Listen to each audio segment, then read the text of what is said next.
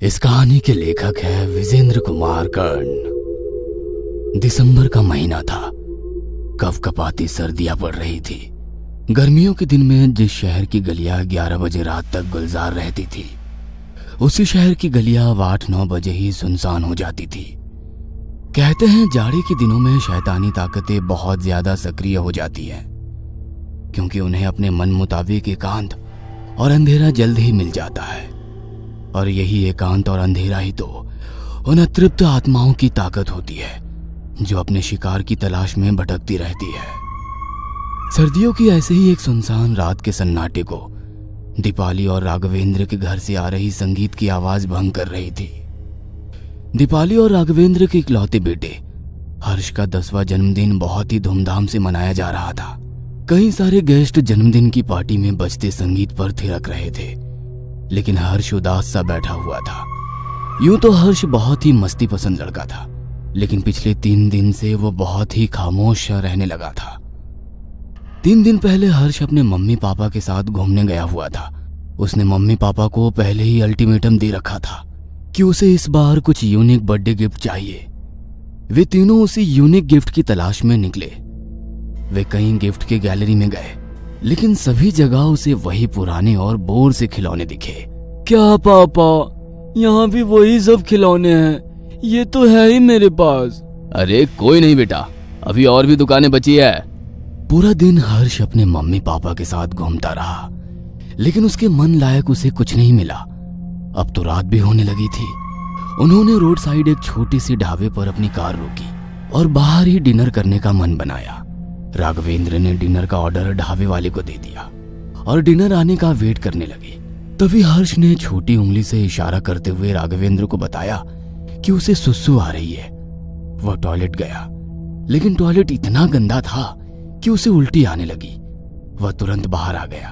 अब वहां कोई और ऑप्शन तो था नहीं, इसलिए राघवेंद्र उसे झाड़ियों के पास ले गया। हर्ष को अंधेरे और खुले में जाने का मन नहीं था, लेकिन वो क्या करता। राघवेंद्र थोड़ी दूरी पर खड़ा हो गया और हर्ष वहीं सुसु करने लगा। तभी उसे लगा कि किसी ने पीछे से उसकी पीठ पर हाथ रखा है। उसने आसपास देखा, लेकिन कोई भी वहां नहीं था। अचानक उसने देखा कि 2 आंखें उसे झाड़ियों से घूर रही है। वो इतना डर गया कि उसने पापा को जोर से आवाज लगाई। राघवेंद्र भागता हुआ उसके पास आया। क्या हुआ हर्ष? पापा, यहाँ झाड़ियों में कोई है, कोई मुझे घूर रहा था। अरे कोई नहीं है बेटा यहाँ। नहीं पापा, कोई था।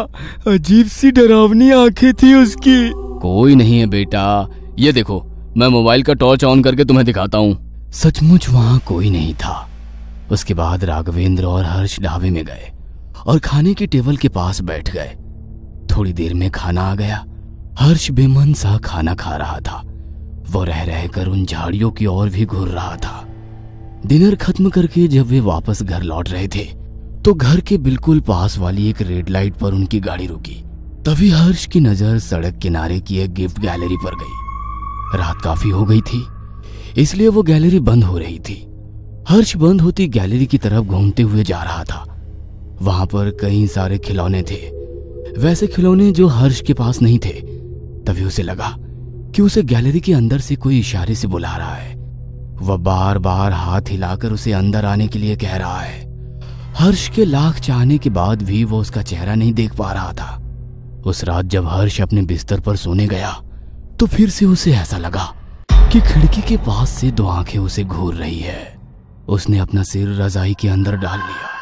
फिर वो सोने की कोशिश करने लगा। आधी रात के बाद उसे लगा कि कोई उसकी रजाई खींच रहा है। हर्ष ने बहुत मजबूती से अपनी रजाई को पकड़ा, लेकिन फिर भी उसे लगा कि कोई उसकी रजाई खींच रहा है और उससे कह रहा है, तुम्हें यूनिक गिफ्ट चाहिए ना? एक बार हमारी गैलरी में आओ, लेकिन अकेले आना। दिन में नहीं, रात में।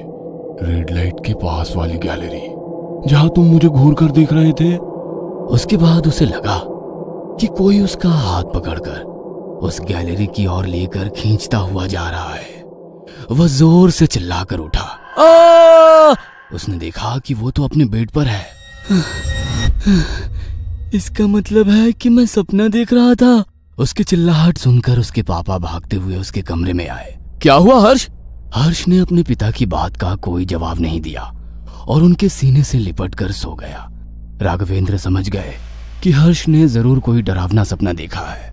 अगले दिन हर्ष जब उसी रास्ते से अपने स्कूल जा रहा था तो उस गैलरी की तरफ वो घूरते हुए ही जा रहा था।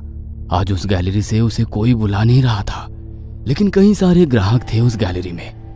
लेकिन उस रात भी उसके साथ पिछली रात की तरह ही सब कुछ घटा। उसने फिर से सपने में वही सब देखा। वो चौंक कर उठ बैठा। उसे डर तो लग रहा था, लेकिन पता नहीं क्यों अब उसका मन भी उस गैलरी में जाने का होने लगा था। अगले दिन ही उसका बर्थडे था। उसने उसी दिन उस गैलरी में जाने का मन बनाया। रात को जब पार्टी खत्म हो गई, सारे मेहमान अपने अपने घर चले गए और उसके मम्मी पापा सो गए, तो वो चुपके से अपने घर से निकलकर उस गैलरी की तरफ बढ़ने लगा। सुनसान रात में या तो सिर्फ उसे अपने पैरों की आवाज आ रही थी या दूर कुत्तों के भौंकने की। तभी एक कुत्ता दौड़ते हुए उसके पास आया और उस पर भौंकने लगा। डर के मारे उसकी हालत खराब हो गई। तभी उसने देखा कि एक चौकीदार उसकी तरफ ही आ रहा है। चौकीदार ने हर्ष के पास उस कुत्ते को भौंकते हुए देखा तो उसने अपने डंडे से डराकर उसे भगाया। उसके बाद वो हर्ष से कुछ पूछने ही वाला था कि हर्ष वहां से भाग गया।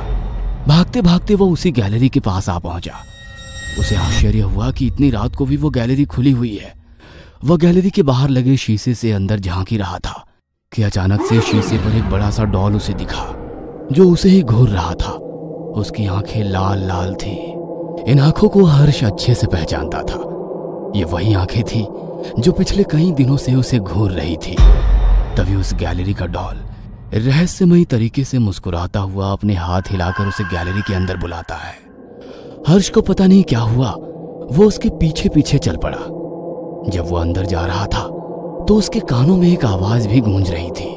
तुम्हें यूनिक गिफ्ट चाहिए ना? आओ, अंदर आओ। अब वो गैलरी के अंदर था। वह वहां की चीजों को घूर घूर कर देख रहा था। तभी एक खिलौने पर उसका पैर गलती से लग गया।